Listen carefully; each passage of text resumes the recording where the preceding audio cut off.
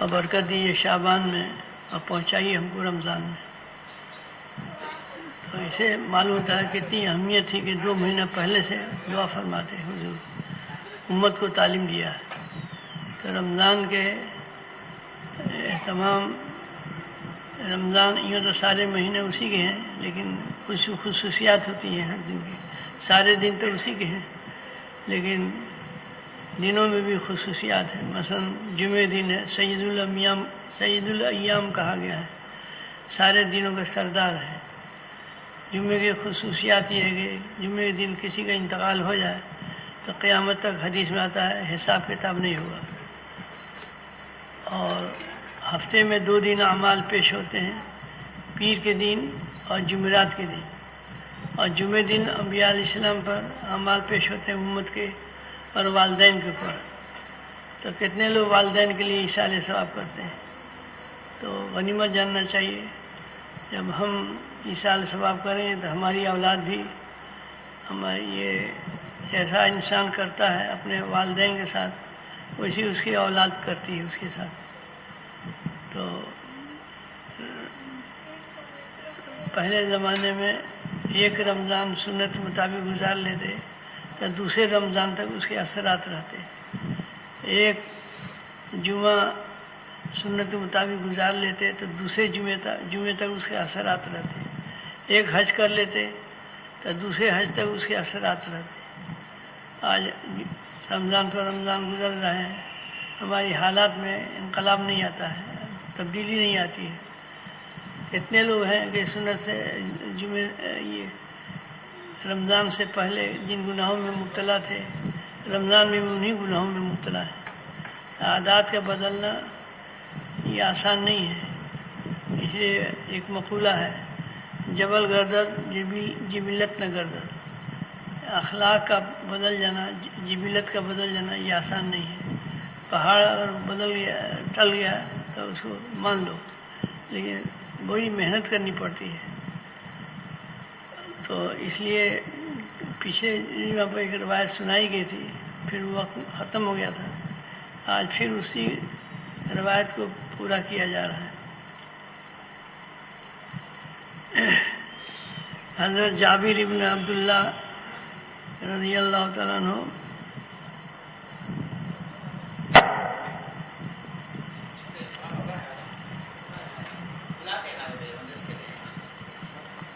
حضرت جابر ابن عبداللہ رسول اللہ صلی اللہ علیہ وسلم سے روایت کرتے ہیں، حضور کا پاک ارشاد نقل کرتے ہیں کہ آپ نے فرمایا کہ ہر عالم کی صحبت میں مت بیٹھو بجز اس عالم کے جو تمہیں 5 چیزوں کے ترک کرنے کی اور 5 چیزوں کے اختیار کرنے کی دعوت دیتا ہو۔ پہلی چیز کیا ہے کہ شک سے نکل کر یقین حاصل کرنے کی طرف بلاتا ہو۔ بہت سے دعائیں ہم لوگ پڑھتے ہیں، ہمارے ساتھی تھے مولانا سعید خان صاحب، سہارنپور ضلع کے رہنے والے تھے۔ ایک دیہات میں، عرب کے دیہات میں جانا ہوا، وہ لوگ ہل لے کر کے، بارش نہیں ہو رہی تھی، ہل لے کر کھیت پہ پہنچ گئے کہ جال مرشدین آ گئے ہیں، دعا کر دیا ہے، ان کی دعا ضرور قبول ہو جائے گی۔ ایک بزرگ تھے جنگل میں، پیاسے تھے، بزرگ تو تھے لیکن کامل نہیں تھے، ناقص تھے۔ بزرگوں کی قسم ہوتی ہے کامل اور ناقص۔ تو یہ خیال تھا کہ کوئی مسافر آئے تو اسے رسی ڈول لے کر پانی پی لیں، پیاسے تھے۔ اتنے میں ہرن آئی اور وہاں کنواں تھا، باولی کے ہم بولتے ہیں یا کہ جہاں جو بھی بولتے ہوں الفاظ، وہ منہ نیچے کیا، پانی اوپر سے جوش میں آیا، پی کے چلی گئی۔ جب یہ بزرگ گئے تب پانی نیچے ہو گیا۔ تو ان بزرگوں نے کہا کہ یا اللہ، آپ نے اپنے پاک کتاب میں فرمایا وَلَقَدْ كَرَّمْنَا بَنِي آدم، بنی آدم کو بزرگ بنایا ہے، مشرف بنایا ہے، مکرم بنایا ہے، تو اس کے لیے پانی کو نیچے کر دیا آپ نے۔ ہم انسان ہیں، ہمارے لیے پانی کو نیچے کر دیا اور جانور کے لیے آپ نے اوپر کر دیا، اس میں کیا بھید ہے؟ تو فرشتے نے آواز دیا کہ اس کی نظر ہم پر تھی، ہرن کی نظر ہم پر تھی، تمہاری نظر رسی ڈول پر تھی۔ تو اس کا مطلب یہ نہیں کہ انسان دکان کاروبار نہ کرے سب کچھ، لیکن اللہ رازق، کوئی ملک رازق نہیں ہے، رزق کا تلاش کرنے کا حکم ہے۔ ایک بزرگ جنگل میں جا رہے تھے، ایک عرب کا ڈاکو تھا، اس نے ترکش نکالا تو یہ بزرگ کہنے لگے کہ تم ہم کو پہچانتے نہیں ہو کیا؟ تو اس ڈاکو نے کہا کہ ڈاکو کے پہچانے نہ پہچانے کے کیا مطلب، ہمیں بھی کوئی چیز مجبور کر رہی ہے، یعنی پیٹ میں بھوک مجبور کر رہی ہے، روزی نہیں ہے، روزی کی تلاش میں ہے۔ تو ان بزرگ نے کہا کہ تم روزی زمین میں تلاش کر رہے ہو؟ اور پھر آیت پڑھی وہ فی السماء رزقکم، کہ آسمان میں تمہاری روزی ہے۔ میں اتنے کہنا تھا کہ 2 روٹی گرم گرم اوپر سے اور ایک پیالہ شوربے کا نیچے آ گیا، وہ قدموں پر گر پڑا۔ تو اللہ تعالیٰ کے جو خاص بندے ہوتے ہیں ان کے جو ہے وہ سب کچھ کرتے ہیں ظاہر اسباب کے درجے میں، لیکن دھیان اور نظر تو اس کو بتایا کہ وہ عالم جو ہے جو 5 چیزوں کے ترک چھوڑنے کا حکم کرتا ہو اور 5 چیز اختیار کرنے کی طرف دعوت دیتا ہو، شخص سے نکل کر یقین حاصل کرنے کی طرف دعوت دیتا ہو۔ حضرت خالد یا کوئی اور صحابی کا نام ہے، اس وقت یاد نہیں مجھے، بسم اللہ نے پڑھ کے زہر پی گئے، کچھ نہیں، ہم ابھی پئیں گے تو ابھی ختم ہو جائیں گے۔ تو یہ مطلب نہیں کہ سرکار دو عالم صلی اللہ علیہ وسلم کے وقت میں اس کی تاثیر تھی، اب نہیں ہے۔ اللہ تعالیٰ جو ہے نیتوں کو دیکھتے ہیں۔ 5 لاکھ حدیث سے چھانٹ کر امام ابو حنیفہ رحمۃ اللہ نے 5 حدیثیں منتخب کیا، ان میں ایک حدیث اختیار کی، ان 5 حدیثوں میں ایک حدیث ہے انما الاعمال بالنیات۔ تو کہیں دین کی بات سننے کا اتفاق ہو تو کیا نیت ہونی چاہیے؟ ہم لوگ خالی ذہن سے ناشتہ پانی کرتے ہیں، کھانا کھاتے ہیں، ناشتہ کرتے ہیں، تو کیا نیت ہونی چاہیے؟ اولیاء اللہ لکھتے ہیں تقوی اللہ طاعت کے اوپر طاقت آ جائے، اس نیت سکھائے۔ تو ایسی ہر چیز کی نیت ہے۔ یہاں دین کی باتیں سننے کے ہو تو ایک بات سن لے بس کافی ہے آدمی کے لیے، عمل کے لیے۔ ایک صحابی آئے سرکار دو عالم صلی اللہ علیہ وسلم کی خدمت میں، کہ یا رسول اللہ صلی اللہ علیہ وسلم مختصر نصیحت کر دیجیے۔ آپ نے فرمایا لا تغضب، غصہ مت کر۔ پھر ان صحابی نے کہا اور کوئی نصیحت؟ تو 3 دفعہ آپ نے یہی نصیحت کی، لا تغضب لا تغضب لا تغضب، غصہ مت کر، غصہ مت کر، غصہ مت کر۔ تو پھر آپ نے فرمایا جب غصہ آئے تو ایک لفظ نہ بولو، وہاں سے چلے جاؤ، جس پر غصہ آ رہا ہے وہاں سے ہٹ جاؤ، کھڑے ہو تو بیٹھ جاؤ، بیٹھے تو لیٹ جاؤ، پانی پی لو، وضو کر لو، جب غصہ ٹھنڈا ہو تب بات کرو۔ اس لیے غصے میں آدمی جو ہے حد کے اندر نہیں رہتا، ماں کو جواب دے دیتا ہے، باپ کو جواب دے دیتا ہے، اپنے افسر سے لڑ پڑتا ہے۔ تو یہ تو ایک بہت بڑے عالم ہندوستان کے، وہ لکھتے ہیں اپنے کتاب میں کہ بکس میں معمولی پیسہ ہوتا ہے تو ایک تالا لگاتا ہے، کچہری میں خزانہ ہوتا ہے کئی تالے لگتے ہیں۔ تو معلوم ہے غصے کا علاج حضور نے کئی ایک بتایا، تو غصہ خطرناک ہے۔ غصے میں اگر کچھ کمانے لگے سعودیہ میں تو مائی کو جواب دے رہے۔ حضور اکرم صلی اللہ علیہ وسلم کی خدمت میں ایک شخص آئے گا، یا رسول اللہ صلی اللہ علیہ وسلم ہماری والدہ ایمان نہیں لائی ہیں، مشرکہ ہیں، نہ ایمان لانے کی امید ہے، میں ان کے ساتھ سلوک کر سکتا ہوں نہیں کر سکتا؟ آپ صلی اللہ علیہ وسلم فرمایا ایمان لاویں نہ لاویں، آپ تو رحمت للعالمین تھے، آپ نے سلوک کرو۔ تو ایسے بھی حالات گزرے ہیں۔ آج ہم لوگ غصے کے مریض ہیں، نمازی بھی ہیں، حاجی بھی ہیں، بس غصے میں آ کر کے کچھ نہ کچھ اول پھول بک دیتے ہیں۔ اب عورتیں بھی بعض وقت مریضہ ہوتی ہیں، غصے کی مریضہ ہوتی ہیں، کوئی طلاق دے دے، اب دونوں میاں بیوی طلاق ہو گئی، اب ٹھنڈے ہوئے اب افسوس کر رہے ہیں، ہم عالم سے مفتی سے مسئلہ پوچھ رہے ہیں کہ کیا کریں. تو اس لیے ہمیں بتایا گیا ہے کہ غصے حالت میں معلم کو بھی چاہیے کہ تعلیم کو تعدیب نہ کرے، جب غصہ ٹھنڈا ہو تب تعبیر کہ وہ حد کے اندر نہیں رہے گا. ایک کمچی کی بجائے 10 کمچی لگا دیتا، ایک کمچی تو ٹھیک ہے، اب 9 کمچی کے بارے میں قیامت کے میدان میں سب کے سامنے پوچھا جائے گا تو کتنی ذلت رہے گی. تو ایک تو بتایا کہ شک سے نکل کر یقین حاصل کرنے کی طرف دعوت دیتا ہو. تو یقین کیسے پیدا ہوگا؟ اللہ تعالیٰ کے جو خاص بندے ہوتے ہیں ان کی صحبت اختیار کرنے سے. حضرت رائے پوری نولا مرکز ایک قصبہ ہے بجنور میں، وہاں مطلب کرتے تھے. لکھا بڑے حضرت رائے پوری کو جو دارالعلوم دیوبند کے بھی سرپرست تھے، مظاہر کے بھی سرپرست تھے، کہ ہم آپ سے آ کے مرید ہونا چاہتے ہیں.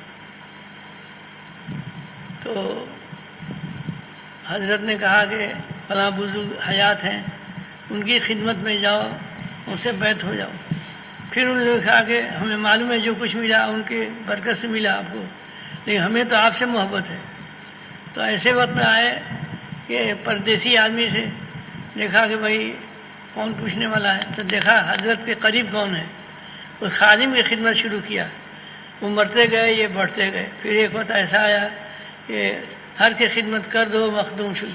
اب ایک ہی باپ کے کئی اولاد ہوتی ہیں، جو اپنے باپ کے سر میں تیل لگاتی ہے، کمر دباتی ہے، پیر دباتی ہے، اس سے محبت بڑھ جاتی ہے. یوں محبت سب اولاد سے ہوتی ہے. تو خدمت ایک ایسی چیز ہے کہ کہاں کے کہاں انسان کو پہنچا دیتی ہے. لیکن آج ہم لوگ خدمت کو، مالی خدمت کو خدمت سمجھتے ہیں. والدین کے لیے 10,000 5,000 بھیج دیا، اور والدین جسمانی خدمت میں محتاج ہیں. کتنے لوگ اپنے ماں باپ کی خدمت کرتے ہیں. تو غرض یہ ہے کہ ایک تو یہ بتایا کہ شخص سے نکل کر جو عالم ربانی اس کو کہتے ہیں، جو اپنے علم پر عمل کرنے والا ہو. تو عالم ربانی کی شان ہے کہ شک سے نکل کر یقین حاصل کرنے دیں. شک کو چھوڑو، یقین کو حاصل کرو. اس کے طرف دعوت دیتا ہے. ایک نصیحت کیا، ریا سے نکل کر اخلاص حاصل کرنے کی طرف تمہیں بلاتا ہو. ریا کی چیز کیا ہے کہ نام نمود ہو جائے. حضرت مفتی محمود حسن صاحب گنگوہی رحمۃ اللہ علیہ نے، جو ہمارے استاد بھی تھے، وہ فرماتے تھے، ان کا ملفوظ ہے کہ کوئی اگر اللہ تعالیٰ کے یہاں مقبول ہے، کوئی پہچانے نہ پہچانے، اس کے طرف تم دھیان نہ دو. اور اگر دنیا سر پر اٹھاوے اور خوب تعریف کرے اور وہ عمل اللہ تعالیٰ نے وہ عمل مردود ہو تو کیا فائدہ. اصل چیز اللہ تعالیٰ کے یہاں مقبولیت کیا ہے، اور یہ انتقال سے پہلے نہیں پتہ چلتا ہے، انتقال کے قریب پتہ چلتا ہے. ایک بزرگ تھے، ایک آزاد قسم کی عورت تھی، وہ جب وہاں سے گزرتے تو مذاق کرتی، کہتی کہ میاں صاحب آپ کی داڑھی اچھی ہے یا ہماری بکرے کی داڑھی اچھی ہے. کچھ نہیں، ظاہر بات ہے اس لفظ سے ناگواری ہوتی ہوگی، لیکن کچھ نہیں بولتے تھے. انتقال سے پہلے ان کو خوشخبری ہوئی حسن خاتمہ کی. تو انتقال سے پہلے انہوں نے وصیت کیا کہ اسی عورت کے طرف سے میرا جنازہ لے جانا. وہ بیٹھی ہوئی تھی. تو اس کو کہتے ہیں کرامت. کرامت کہتے ہیں اللہ تعالیٰ اپنے کسی خاص بندے سے ایسی چیز ظاہر کرا دیں جو دوسرا نہ کر سکتا، اس کو کرامت کہتے ہیں.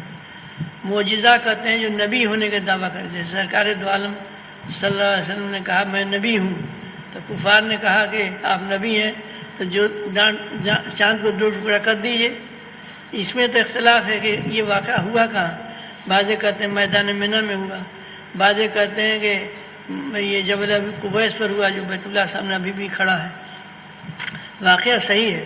تو نبی سے جو خلاف عقل کوئی چیز اللہ تعالیٰ ظاہر کرا دیتے ہیں تو اس کو کہتے ہیں معجزہ، عاجز کر دینے والی. اور جو ولی سے کوئی چیز ظاہر ہو، اللہ تعالیٰ کے خاص بندے ہیں، ان سے کوئی چیز اللہ تعالیٰ ظاہر کرا دیتے ہیں، اس کو کہتے ہیں کرامت. کرامات الاولیاء حق، اولیاء کی کرامت حق ہے. تو فرمایا کہ جس چیز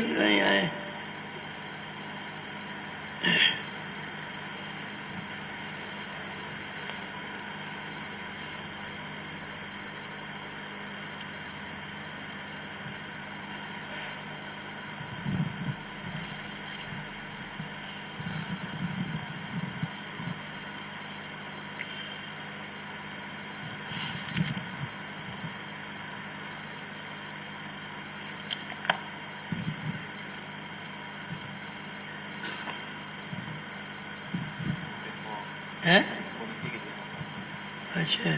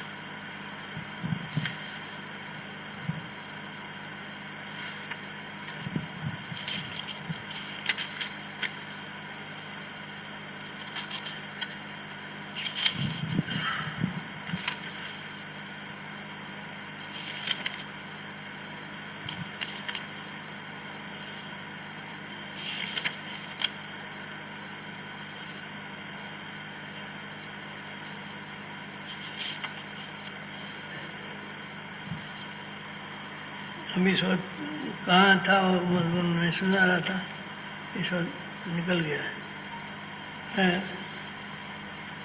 حضور صلی اللہ علیہ وسلم کا پاک ارشاد ہے، آپ نے فرمایا اغتنم خمسن قبل خمسین، 5 چیزوں کو غنیمت چلو 5 چیز آنے سے پہلے پہلے۔ انہی میں سے ایک چیز سنا رہا ہوں۔ حضور نے فرمایا کہ شباب کا قبل حریمی، جوانی کی قدر کرو بڑھاپا آنے سے پہلے پہلے۔ جوانی میں انسان اگر صحیح، اور جوانی کا بھی عمر کا حصہ ہے، یوں تو ہر حصہ انمول موتی سے بڑھ کر ہے، لیکن شروع جوانی اگر کسی کو صحبت مل گئی نیک صالح انسان کی تو بننے کی بھی حد نہیں۔ اب میں شروع جوانی سنا کراتا ہوں طلبہ کو، 12 13 14 15 16 17 18 19 20 21 22 23 24 25 26، یہ شروع جوانی ہے۔ اگر اس وقت کوئی ساتھی مل گیا تو بننے کی بھی حد نہیں، اور اگر خدا نخواستہ گڑبڑ ساتھی مل گیا تو بگڑنے کی بھی کوئی حد نہیں۔ ماں باپ کو بھی نہیں سنتا جوانی کے جوش میں۔ تو حضور صلی اللہ علیہ وسلم پاک ارشاد ہے، آپ نے جوانی کی قدر کرو بڑھاپے آنے سے پہلے پہلے۔ یہاں دنیا بھی کماؤ، حلال کمائی کماؤ، دنیا کوئی بری چیز تھوڑی ہے۔ اللہ تعالیٰ کے لیے کہاں خرچ کرو کہاں نہ خرچ کرو یہ سوال کیا جائے گا۔ اس لیے اولیاء اللہ لکھتے ہیں کہ 2 جماعتوں سے دنیا میں اسلام زیادہ پھیلا۔ ایک جماعت اولیاء اللہ کی، جس ملک میں پہنچے وہاں اخلاق نبی کو پیش کیا۔ اخلاق میں کشش ہے، حسن اخلاق میں کشش ہے۔ اور تجار صحابہ جس ملک میں تجارت لیے گئے، تجارت کیا، اسلام پھیلا۔ ایسے ان کی دیانت، امانت، تقوی، طہارت، معاملے کی صفائی، وعدے کی پابندی، دھوکہ نہ دینا، دھوکہ نہ کھانا، دیکھ کر کے یہود نصارہ پر اثر پڑا کہ جس مذہب کو ایسی تعلیم ہے وہ حقیقی باطل ہے، اسلام کی طرف متوجہ ہو۔ آج ہم لوگ جب لڑکا بگڑ جاتا ہے تب بزرگوں پاس لے جاتے ہیں۔ سلطان نظام الدین اولیاء رحمۃ اللہ علیہ، ان کے والد کا بچپن میں انتقال ہو گیا تھا۔ ان کی والدہ جس شہر میں معلوم ہوتا کوئی اولیاء اللہ ہیں تو وہاں سفر کر کے جاتی، پردے سے درخواست کرتی، سر پر ہاتھ پھیرواتی اور دعا کراتی۔ اس طرح سے محنت کیا ہے، تب سلطان الاولیاء ہوئے، یعنی اولیاء کے بادشاہ سمجھو۔ آج دنیا بدل گئی، لیکن شیشن کا نام حضرت نظام الدین ہے، اس کو کوئی نہیں بدل پایا، کیونکہ اللہ تعالیٰ کے خاص بندے کے ساتھ نام رکھا ہے۔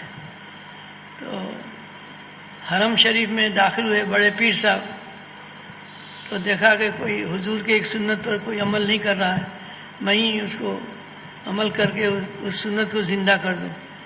تو سعدی شیرازی اپنے کتاب گلستہ میں لکھا ہے اس واقعے کو، اور عارفین میں شمار کیا گیا ہے۔ خود سعدی کا واقعہ لکھا ہے کہ فرماتے ہیں دنیا کے گردش سے میں کبھی نہیں پریشان ہوا۔ ایک دفعہ میرے پیر میں چپل جوتا نہیں تھا، ننگے پر چل رہا تھا۔ دل میں خیال ہوا کہ کیسے کیسے لوگ راحت میں ہیں، ہم ہیں کہ پیر میں چپل ہی نہیں۔ ہمیں تعلیم دی گئی ہے دین کے اندر کہ دنیا کے لحاظ سے اپنے نیچے کو دیکھو، اور دین کے لحاظ سے اپنے اوپر کو دیکھو، تو جو کچھ کر رہے ہو وہی کبھی تکبر گھمنڈ نہیں پیدا ہوگا کہ ہم کیا کر رہے ہیں۔ یہ دیکھے گا کیسے کیسے، جیسے میں بار بار سناتا رہتا ہوں، اولیاء اللہ کے حالات جو ہے یہ جو توجہ نہیں ہوتی، بار بار سنانے سے بھی معلوم ہوتا ہے کہ تو ایک بزرگ تھے دہلی میں، 50,000 کلمہ شریف پڑھتے تھے، 10 پارہ تلاوت کرتے تھے تہجد میں، جیسے معلوم ایک پارہ پڑھا، اور 10,000 درود شریف پڑھتے تھے، اور 5 صلاۃ التسبیح پڑھتے تھے، اور کہتے تھے کہ سنت کے مطابق کوئی کام ہو جاتا ہے تو میں نور سے تربتر ہو جاتا ہوں۔ اتنا کام کرتے تھے تو ہر کام سنت ہی کے برابر کرتے ہوں گے، لیکن ان کے ایک یہ اللہ تعالیٰ کے جو خاص بندے ہوتے ہیں، خشیت اور اللہ تعالیٰ کے خوف دامنگیر ہوتا ہے ان کے، کہ پتہ نہیں کیا صورت ہو پیش آوے۔ جب تک جو ہے وہ بزرگ کا واقعہ میں سنا رہا تھا، جب آئے تو جنازے سے اٹھ کے بیٹھ گئے، کہا کہ الحمدللہ اب میں کہہ سکتا ہوں کہ میری داڑھی اچھی ہے تمہارے بکرے کی داڑھی سے۔ اس وقت کہا، اب پھر لیٹ گئے۔ تو اس کو کہتے ہیں کرامت۔ بس اب میں ختم کرتا ہوں، جو بھائی سنتیں نہیں پڑھے ہیں، ظاہر بات ہے دین کی باتیں چاہے تھوڑی دیر ہو زیادہ دیر ہو، دین کی باتوں میں اللہ تعالیٰ نے مقناطیسی کشش رکھا ہے، لیکن وہ کشش کب ظاہر ہوتی ہے کہ جب انسان سارے گناہوں سے دل کو موڑ لے اور اللہ تعالیٰ کا ذکر کثرت سے کرے۔ تو ذکر کا مطلب یہ نہیں ہے کہ سبحان اللہ تسبیح لے کر کے مسجد میں سبحان اللہ الحمدللہ لا الہ پڑھے، یہ بھی ذکر ہے، اتباع سنت بھی ذکر ہے۔ تو حضور صلی اللہ علیہ وسلم کے کتنے لوگ، ایک بزرگ داخل ہوئے مسجد میں، بجائے داہنے بائیں پر آ گیا، بے ہوش ہو گر پڑے۔ لوگوں نے کہا کہ کیا بات پیش آئی کہ آج سنت کے خلاف شاہد دربار میں داخلہ ہو گیا، تو ایک غم کا پہاڑ ٹوٹ پڑا۔ کتنے لوگ بے ہوش ہو رہے ہیں سنت کے چھوٹنے سے۔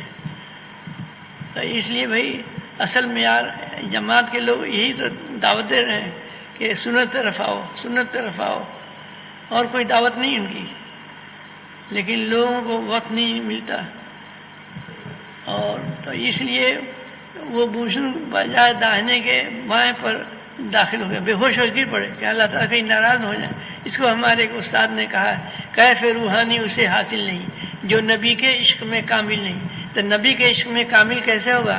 جب ان کے کہے پر چلے گا، وہی سنت ہے۔ سنت پر جتنا عشق پیدا ہوگا اور اعمال سے نہیں ہوتا، سنتوں سے عشق نبی پیدا ہوتا ہے۔ تو کتنے لوگ سنت کے آج وضو کیے ہیں تو بسم اللہ کتنے لوگ پڑھے ہیں؟